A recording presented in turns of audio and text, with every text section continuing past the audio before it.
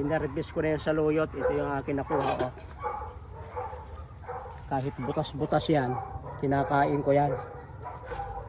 Yung iba pag may butas ayaw ng kainin, hindi niya alam na marami yan.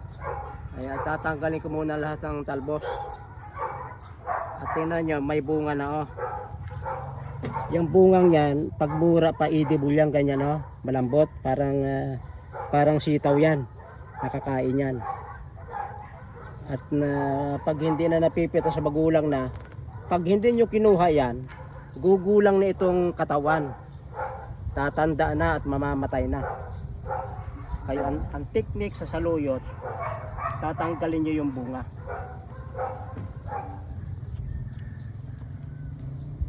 At kapag mura pa, napipitas pa ng kamay, ayun ay masarap. So, napakasarap na gulay niyan pag yan napipitas pa ng kamay. Pero pag ganitong hindi na napipitas ng kamay, magulang na yan oh. Pwedeng pilipitin. Hindi na napipitas ang kamay. At siya, pagkaraan ng ilang araw, ipakikita ko sa inyo ng saluyot na ito ay malago na uli. Babata yung kanyang katawan. Pag ang gusto nga pala ninyo ay bunga, edi mamamatay lang. Pero masarap talaga ang bunga ng saluyot. Parang sitaw siya, mas masarap pa sa sitaw. May lasa talagang maganda. Okay? Yan ay bata na uli ang ating saluyot. Yung iba ay pinuputol na dyan sa may puno. Mayroon pa palang bunga din eh. Basta yan ay tinanggalan nyo ng bunga.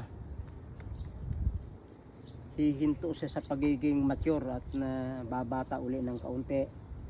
Mamumunga ng lalago yan.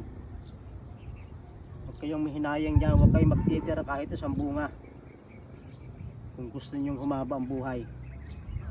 At yung saluyot na yan, luluwang yan. Lalaki yan sa isang kuhan lang, makakakuha kayo ng isang gulay. Ipakikita ko sa inyo kapag malaki na. Pag lumuwang na. Maraming salamat sa pagsubaybay nyo sa Natural Wellness si Pastor Vito.